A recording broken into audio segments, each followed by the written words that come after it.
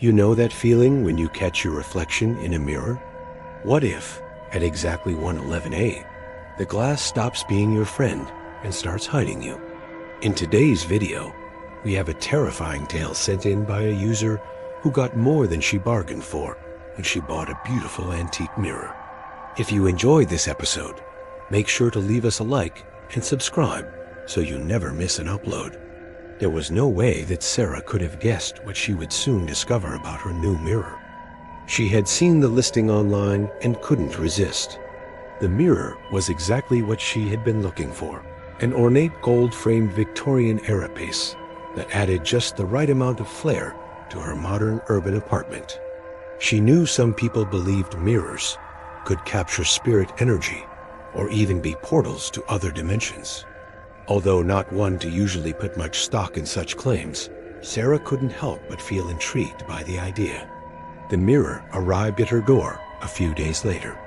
It was heavier than she had anticipated, and along with it, a handwritten note simply read, "At 1:11, look away." Initially, she thought it was a joke made by the previous owner. However, there was something about the message that left a bad taste in her mouth. But hey, it was probably just a prankster trying to add some humor to the sale of a dusty old mirror. Setting it up in her bedroom, she admired her purchase. It was perfect. There was just something about the way the light reflected off the glass that made the room feel alive, almost as if it were pulsing with an energy all its own. On the first night, Sarah found herself wide awake at 1:10 a.m. at her reflection in the mirror. As the clock ticked over to 1:11 a.m., she turned away, laughing at how silly the whole thing was. But as quickly as the thought crossed her mind, she wished she hadn't turned away. When she finally glanced back, she saw nothing. All she could see behind the glass was the empty room. Panic surged through her as she rushed forward, her fingers meeting only cold glass. There was no way. It couldn't be, could it? Had she somehow disappeared from view? Then she heard it, a soft knocking sound from behind the mirror, as if someone or something were trapped on the other side, desperately trying to get out. That was when she felt the temperature change. The air around the mirror suddenly felt ice cold. Her breath hitched in her throat. It wasn't just the temperature drop. It was as if something sinister were awakening within the mirror's depths. Fear clutched at her heart. What if the antique mirror wasn't just a mirror at all? What if it were a portal to another dimension? A gateway to somewhere she wasn't supposed to go? But then the sound came again, a gentle tap on the glass. This time she was ready. Quickly grabbing her phone, she managed to capture a video of the incident. In the footage, she stood frozen with fear, her face illuminated by the eerie glow of her phone screen as she recorded the rhythmic tapping sound. It was as if something were trying to communicate with her from beyond the glass. Each night that followed, she found herself glued to the mirror at exactly 1:11 a.m.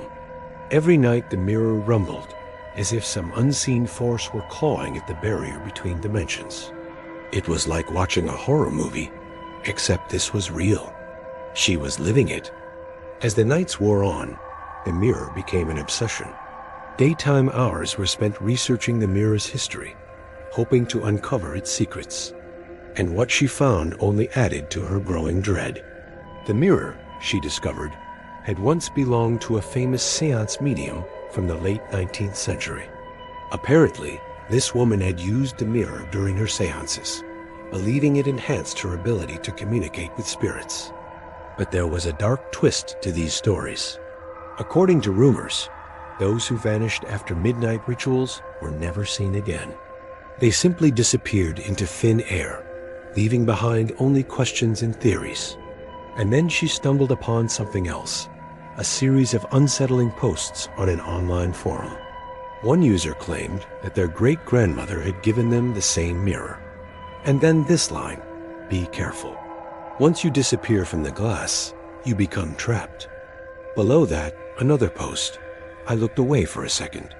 Now my wife's reflection is gone. All I see is darkness behind the glass. It's bottomless. Her research yielded no concrete answers, but it painted a grim picture of the mirror's potential dangers. Could it be that the mirror was somehow connected to the missing persons? That it was a physical manifestation of some otherworldly presence? Or were these fears all in her head, a product of her own imagination? Now gripping the worn frame, Sarah stared into the mirror. It seemed almost alien-like in its strangeness. Was it possible that what she was experiencing was all part of some grand cosmic joke, a test of her sanity? Or was there something truly sinister lurking behind the glass, waiting to pounce?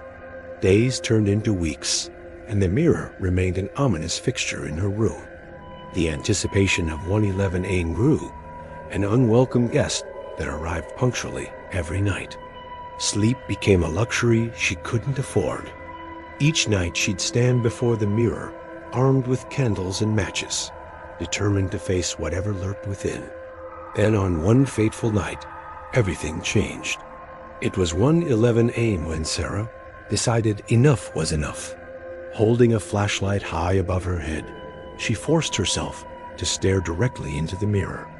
The beam of light revealed a pair of eyes staring back, but they weren't her own. They were sunken and dark, devoid of any humanity. It was as if she were looking into the abyss itself. Then a raspy voice, barely a whisper, echoed from the depths of the mirror.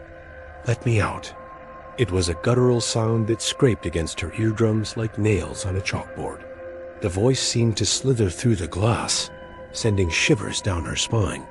As she watched in horror, the glass began to warp, distorting her reflection into a snarling visage. The eyes burned into hers with an intensity that made her want to look away, yet she couldn't tear her gaze away. The voice rasped again, closer this time. "Let me out." It was a plea, a demand, an order. In a panic, she dropped the flashlight, the beam vanishing as it hit the floor. Scrambling for the fallen flashlight, she tried to turn the light back on, but the batteries seemed to have died. Plunged into darkness, she fumbled, her heart pounding against her ribs like a drum. When the light finally flickered back on, she found the mirror had cleared, her own reflection staring back at her as if nothing had happened. But she knew better than to believe that the ordeal was over. She covered the mirror with sheets during the day. During the day, they were pulled off. The next day she tried smashing the glass with a hammer, but by morning, the mirror was pristine. Then she came up with an idea. Maybe the best way to confront whatever was inside was to let others see it too. So she set up her phone on live stream. "I'm gonna face whatever's inside that mirror," she announced to the world. People tuned in, their comments flooding the screen. The clock ticked toward 1:11 a.m. When the clock struck, the mirror shattered inward in slow motion. A pale hand reached out, fingers long and skeletal, tipped with sharp, jagged nails. Her scream pierced the night as the hand slipped out, disappearing into the room. Then the screen went black. Two sets of hands clawed at the broken frame from each side. A disembodied voice whispered, "I'm free now." That voice was Sarah's own. And the last thing that viewers saw before the feed cut off was the intact mirror, still standing, reflecting only an empty room. Do you think Sarah escaped, or is she trapped in the mirror realm with whoever was on the other side? Let us know in the comments. And thank you for watching.